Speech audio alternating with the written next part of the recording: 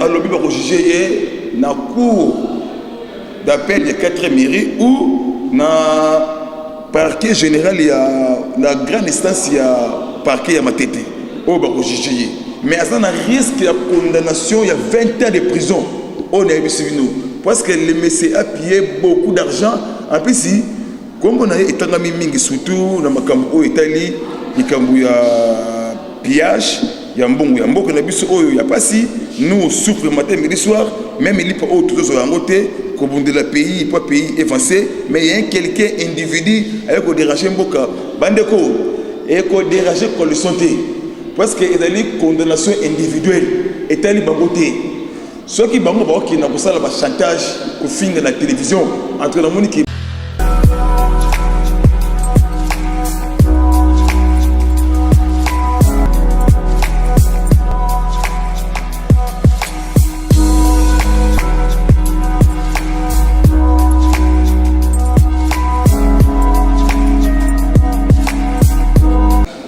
Merci Nabalandi Yayoka Son TV.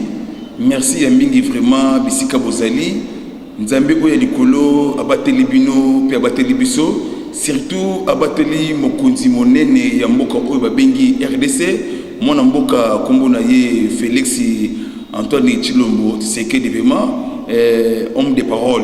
En tout cas merci vraiment na papa Ekolo parce que au salaka vraiment vraie déclaration les jours il y a passation pacifique qui le 24 janvier 2019 au bêta qui vraiment c'était dans les Cambouya justice na état de droit oyo to bundela ki balandi ya Yoka Son TV kaka ndenge to lobaki mingi pour na mboka oyo vraiment parce que il est pesi et bundaki 38 ans de lutte sans violence ya biso vision na biso ce pays oyo état de droit to avancer justice na démocratie balandi ya Yoka Son TV bisika bozali vraiment bozala na joie bozala na esengo parce que bato bino bolandaka à chaque fois qu'on dévoiler qu'on dénoncer babiso oyo ba président Miyake bozali tozali belé ba chole ba pasteur Gili bande ko na biso ba Moïse Maoka toujours même idéologie bon moko li musala vraiment bien vraiment en tout cas vraiment on a bisi bino boye de l'homme sur le belé makamboteli politique vraiment mais na pesta ndumbote mingi na ba diaspora vraiment nzambe abatela bino kimia ezala nzambe vraiment asunga baboto na bino maladi wana ekosila bozonga ma vie normale pe susu na bandeko ya Kasai vraiment betwabu bandeko ya Katanga vraiment toto nani wakatanga jambo pe na bosse ne susute na Kinshasa parce que vous allez vraiment bonjour vraiment kolo vraiment batela bino bana États-Unis bonjour et bonsoir vraiment merci lelo vraiment to solo la matali politique ya mboka na biso les Cambouya zali lelo awa eux zali dominer la politique congolais à côté du jour zali Cambouya Vitali Kamere ou alors qui simboka soni ou vraiment avec baby sa vision il y a chef de l'État niveau peuple congolais avec détruire ma bé mais to memie vraiment il y a ko dénoncer moi lelo oyo azalaki abengama kilobi moi na mboka est-ce que zali vraiment qui ça vraiment son il y a télévision oyo ka message oyo pe au protéger ngo et partout tous les bateaux balinganga mingi bo s'abonner vraiment massivement na Yoka Son TV landanga yi awa kozonga yi awa masolo bezali awa nde masolo merci les sous na ndeko na biso okuna na Paris o babengi bemba de Parisio mon numéro plus 243 97 360 50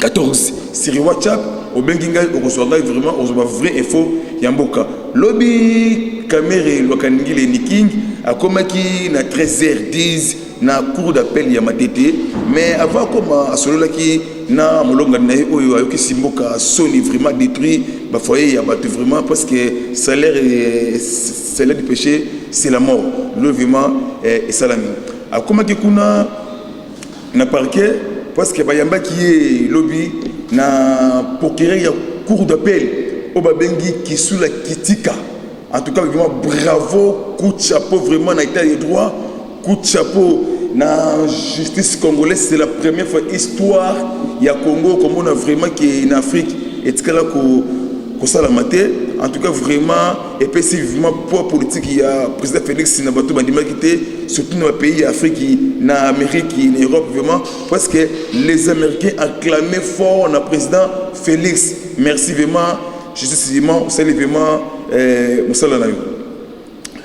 À combien 13h10 na 13h10 wana bayambi parce que un an nous a respecté tes mesures du chef de l'État parce que déranger bateau ce n'est pas bien vraiment ils ont la bonne côté tant ma bengu ya kayo mokoro au justifié à combien na 13h10 na 13h10 wana a sali 7h du temps na cabinet il y a papa qui sous le azali procureur il y a cour d'appel il y a 4e mairie il y a matete bureau des na 4e mairie basololi 1 a ebise boy ozana ba dossier ebelé oyo ba kize yo mais dossier autre bengelo a vous êtes dossier à 100 jours parce que yo zala qui commis administratif na 100 jours de chef de l'État ozala qui ko engagé finance le ko bengelo yango wana ba poser 60 questions à répondre 49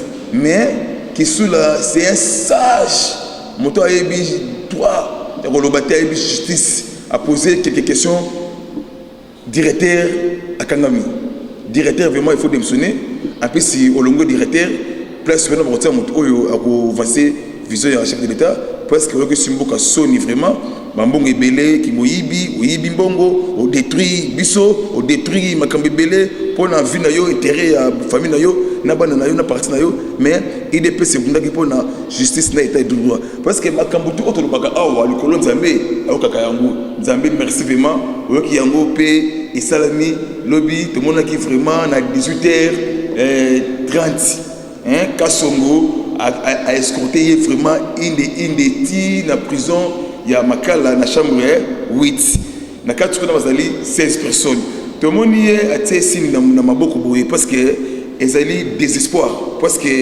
makamunaye azana détention provisoire jusqu'à président Félix a levé état d'urgence c'est le 28 avril ngesikoyo babandi ko juger procureur a lobby ba ko juger na cour d'appel de 4e mairie ou na parquet général ya la grande instance ya parquet ya Matete o ba ko juger mais ça a risque de condamnation il y a 20 ans de prison on a vu parce que le monsieur a payé beaucoup d'argent en plus si comme on a etangami mingi surtout na makambo o Italie likambo ya pillage ya mbongo ya mboka na biso oyo ya pasi nous souffre matin midi soir même il pas autour de yangote comme de la pays pas pays avancé mais il y a quelqu'un individu avec ko déranger mboka bandeko et ko déranger ko le santé parce que il y a une condamnation individuelle et tali bangoté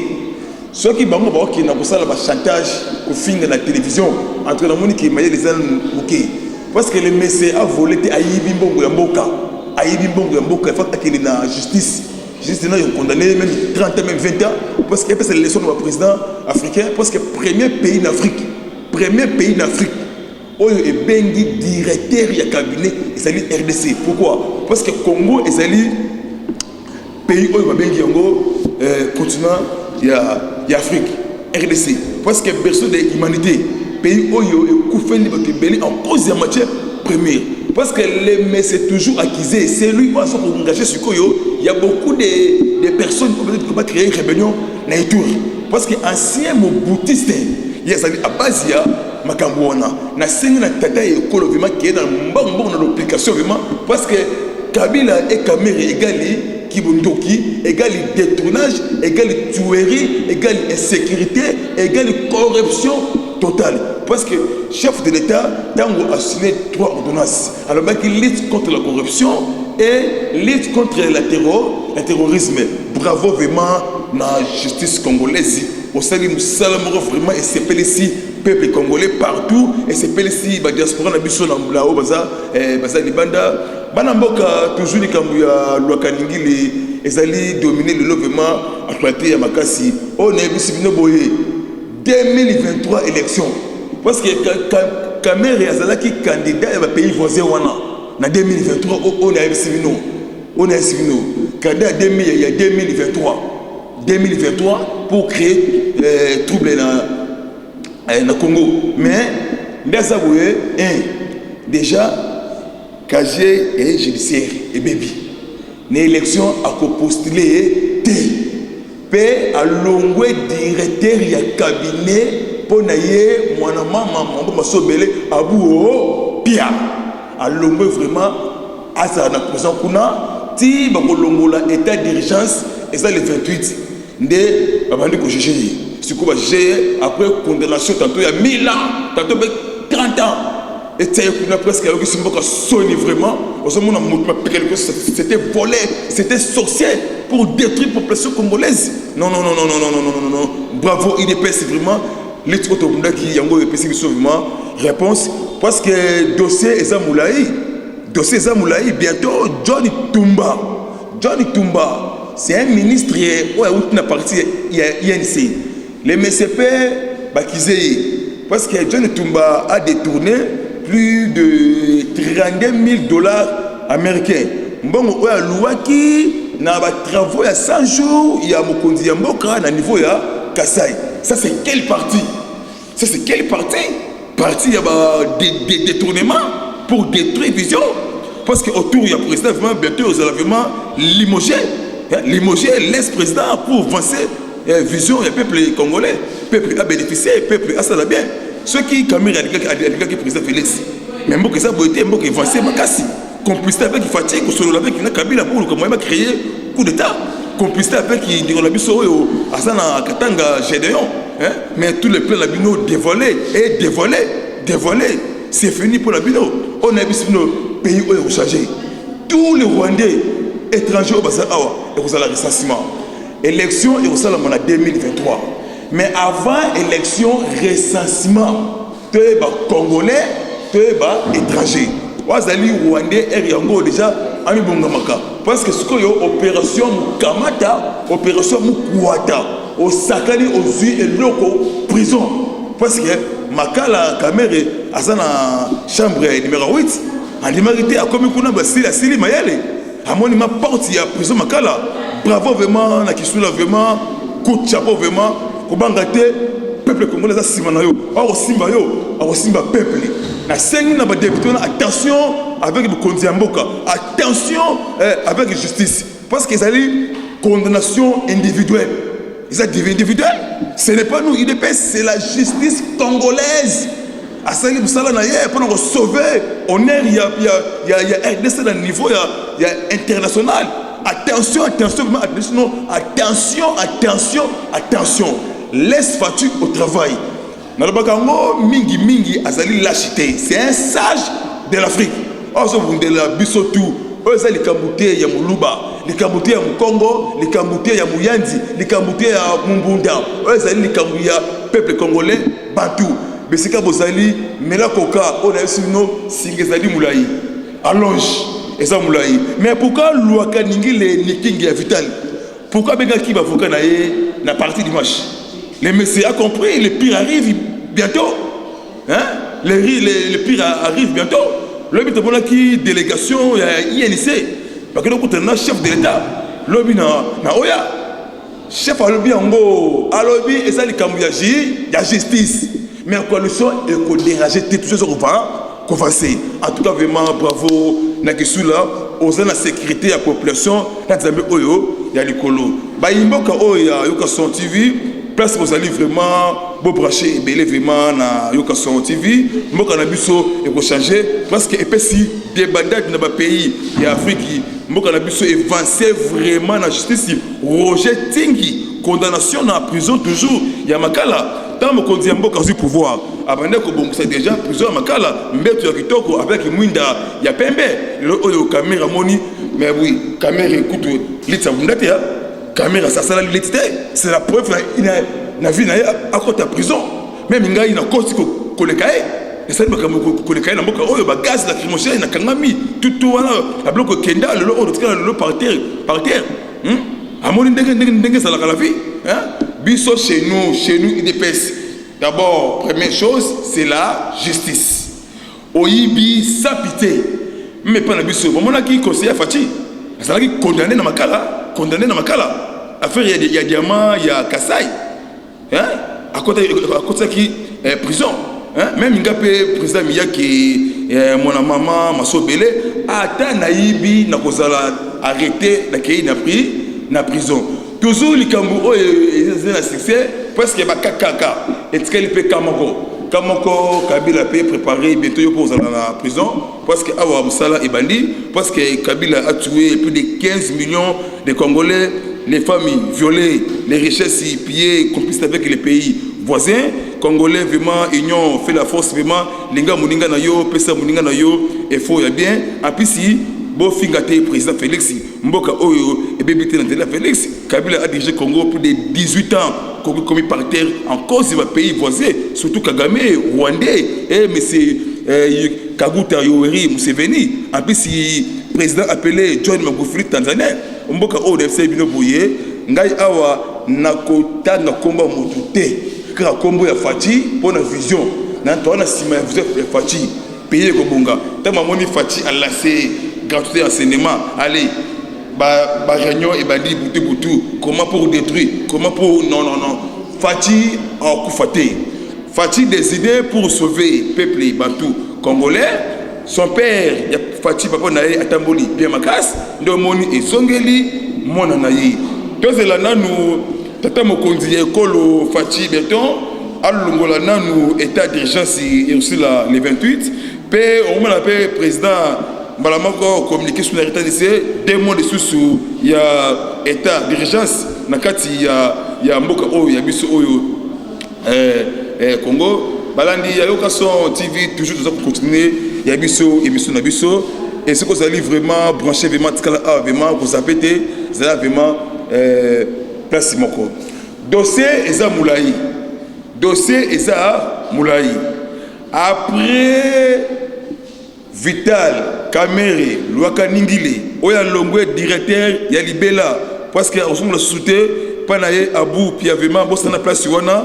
batsa butu oyo ako pousse sa vision ya chef de l'état après Luaka Ningile sikoyo bazo benga les sous na cour d'appel à Kobenga les sous mutu o babengi Albert Yuma pourquoi Albert Yuma affaire ya Jekamine 200 millions de dollars américains oyo ba détournaki na Jekamine et 800 millions de dollars américains na tête ya Jekamine complicité ezali Albert Yuma et son entourage bientôt Albert Yuma après Albert Yuma bakobenga pe ministre ya finance Sélé ya Goliwana Sélé yé personne en main noire na 100 jours ya chef de l'état après wana ancien ministre ya budget Pierre Kangouja préparez-vous bientôt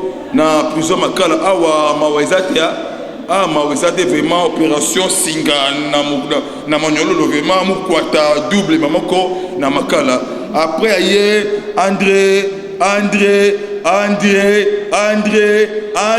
Kimbuta Yango mwana mama mkamata mukwata bientôt na prison ya makala parce que Guy Matondo et Roger Tingi cité yo mais c'est qui Kimbuta préparez-vous actuellement vraiment en tout cas européen ça baille na prison ya makala parce que chez nous c'est la justice après Kimbuta Deo Gracias Banque centrale. Pourquoi? Il y a beaucoup de faux bordereaux, il y a beaucoup de faux récits, des récits moko bimi, récits moko kei. Merci vraiment na Ecofin, Moussala Gitoko, parce que Kamere Luaka Ningile Vital et Nikingi, ouais qui simboka soni vraiment. Makambo sali vraiment Nzambe sepelité parce que on détruit mission Nzambe bimio vraiment vraiment parce que les Rwandais, les Burundais, les Ougandais vraiment la vie na bango eux ezali partie de massi partie à peuple congolais partie oyo bunda ki kofinga te toujours ko bundela mboka les seuls partis oyo ndimi ke mboka e poussé ezali IDPS mawa pour Nabino et si vraiment 2023 élection mais avec élection recensement tokotika pouvoir ti mukolo Yesu akosala nini akozonga. Est-ce que Yesu akoya lelo papa akoya lelo wana mboka changer opposition mawoma ebungi na nzela toujours balani na biso ya Yoka Son TV. Merci na bandeko na biso ya machipisha na Lubumbashi na Katanga bauti kokanga 10 ballons ya batterie militaire de frontière na Kasumbalesa.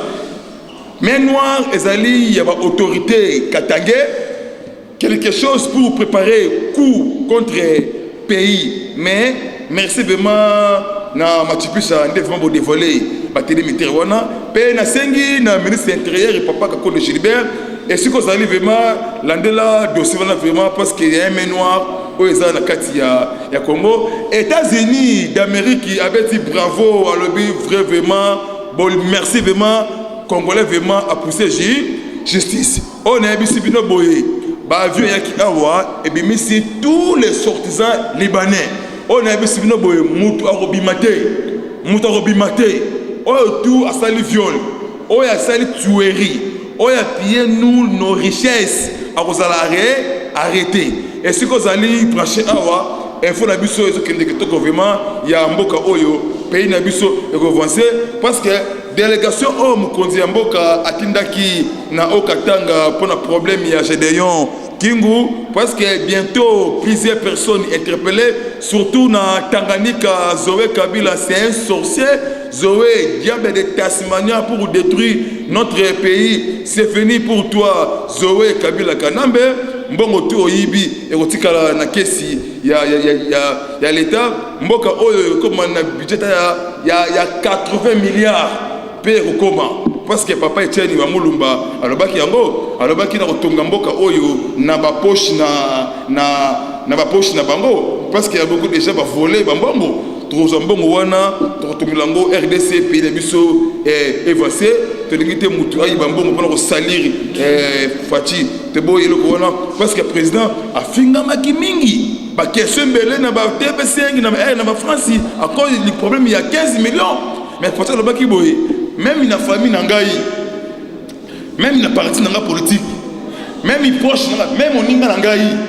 En tout cas, ce que sali babé, en tout cas, on va passer la justice.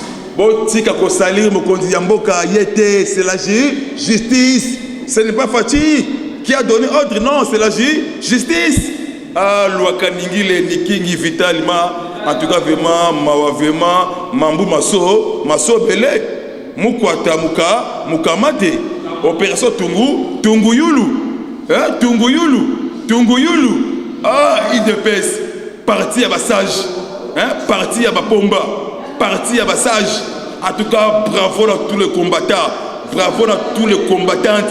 Bomoko, Bolingo, Torozo, Misala, Nanko. Parce que Balongo li diable na kati ya Congo. Balongo li Satana na kati ya cabinet à Fati. Satana a accueilli Congo.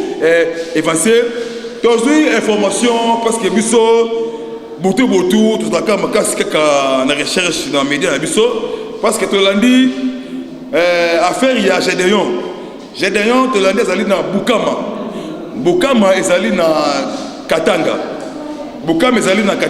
ezali na 250 km à 300 km fleuve Congo place oyo bapeshaka mingi bambisi balobi Gédéon Kingu azali na ndaku ya ba proche ya résidence ya Kabila azakuna en tout cas bobi message de yon ba kangaye ba transférer awa naki chassa vraiment parce que to lingité mutu a créé le biso de boy congolais azali partout otambula ngaza ngai naza mutabandundu naza kaseye nazali mu Congo nazali mutabandundu nazali congolais à tous les provinces rokende partout azali Congo to boy to boy comme ko créer bloc oyo izanga tina bo mimisa Gédéon Kingu aya awa bakangae parce que asali mabe abomi ba complicité avec Kabila complicité avec monsieur appelé John Numbi.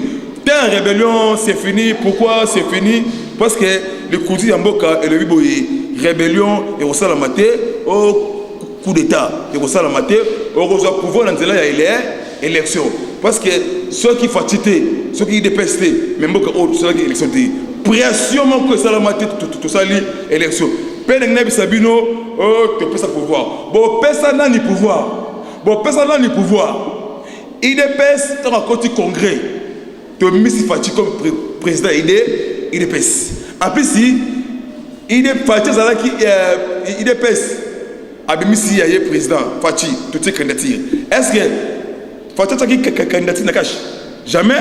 À tant que candidature, il dépasse. Hein? À cause d'un Nairobi, il n'y a pas qui bouille.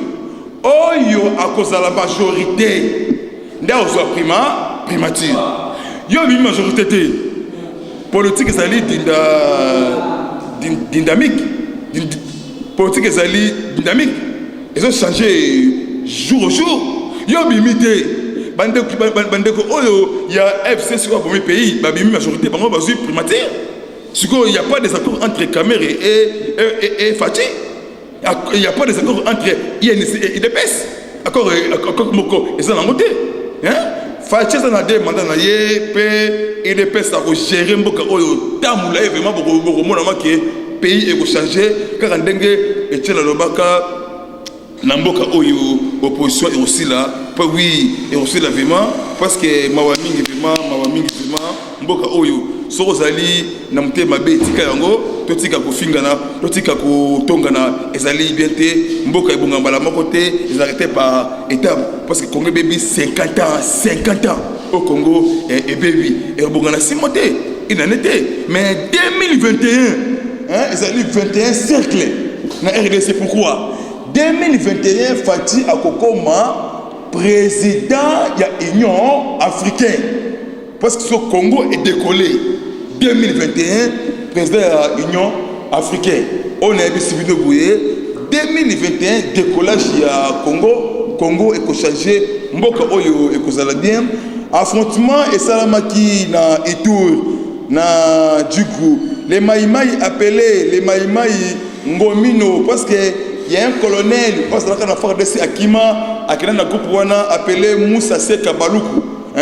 Rwandais dans le groupe wana camarade ya Kabila avec un groupe appelé Autodéfense Maïmaï parce que là qui affrontement les deux groupes côté Bakufisi il y a un colonel officier FARDC coopéré avec les agents de service rwandais Babouba qui est na batuana Autodéfense des armées congolaises et qui intervenir des évacuer bango wana FARDC a outil que soit dernière bastion, il y a Maïmaï Kodeko na Itour.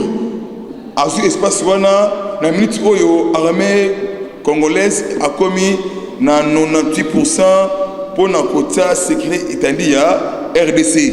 Bravo vraiment na commandant suprême et maman Denise, maman ya malamu vraiment vraie première dame ya Congo, maman Denise Nyakiro Tshisekedi. Maman Nzambe abatela yo, maman pesaka papa vraiment conseil ya bien, sunga papa il y a pas des visiteurs parce que bato o balingi papa te mais papa zali béni Nzambe oyo ya likolo. Merci na maman Denise tous oyo ali badoma kaye ambassadrice de prévention violence aux femmes na niveau ya ONU pe lisusu na pesi mbote mingi na maman Marti oya bote libiso mutamayeli abote libiso ça va ya RDC ça va ya Afrique papa Fatih Beton o to bengaye vraiment si on a aigle de l'Afrique papa Lopango Fatih la lumière Fatih la sagesse vraiment kembo oyo ya Nzambe ezali epa ya Fatih bako simba ete Congo et avancé Congo et kozala bien botika ko ima mutu abonga jour moroté Congo et rebonga vraiment au monaki gratuité ya enseignement au monaki gratuité ya santé parce que bientôt ils la paix université vont diminuer prix to kozanga vraiment pe Thomas Louaka paix bientôt kozala été interpellé azalaka ministre il y a ba travaux publics azala été interpellé balandi ya président Miya que bo s'abonner vraiment massivement place Bozali mon numéro plus 243 97 360 50 et 14 sur WhatsApp place Bozali bo s'abonner vraiment massivement ti soir bo vraiment vidéo vraiment place bozali vraiment na pesi mbote na Patrick Mbemba de Paris na pasteur Papi Lufu évangéliste na mboka oyo Hollande Papi Lufu évangéliste mbote mingi vraiment na bosanité maman Mami na France na bosanité maman Amina parce ozali na bosanité papa Maurice na Espagne pe Djerba Wadjer na Londres et Tyson des grands cars et ce que ozali vraiment kolo ya likolo asimba bomo na yo pe na ndeko na ngai Roger Luma molobeli monene ya mokonzi ya mboka na niveau ya Europe surtout na pays oyo France bobanga te mboka na biso rebonga maladi wana ekosila pe bokosonga awa botala ya bino ba famille pe bokosonga sa sourire pe amour toujours pour ça na sima ya mokonzi ya mboka boya ko investir awa bamoni ke tangu ba pousser Lwakaningile na détention provisoire. Ce qu'on est poussé, il y a beaucoup d'investisseurs. Il y a beaucoup d'investisseurs en RDC. Le Congo vraiment est poussé dans la justice. Pendant que les États-Unis a outil Koboma, un grand rebelle, Azali, fondateur, membre, il y a Shebab Somalien. Aboma qui est dans la nuit, il y a les 4 et les 5. Na niveau ya Somalie na ba bombe na ba avion de chasse américain baboma qui est comme on a Youssouf Jissi baboma qui est na ba américain parce que Kabila a coopéré na ba militaire rwandais ba militaire burundais na ba Sheba pour préparer attaque contre FARDC biso tozaka pour dénoncer tous les copies ya Kabila et ko simbaté parce que papa Etienne Omulumba alobaki boye okosala tout na Congo mbongo yibi okolonga te vraiment merci na balali tout ya Yokason TV nzambe apambola bino nzambe likolo pe apambola bino bokozala a bonne santé bokozala na prière pe bosambelaka avolala otie fachi na mabondeli otie famille na mabondeli otie Congo otie peuple congolais na mabondeli merci vraiment bolingo union fait la force mwana mama mambo masobele ciao.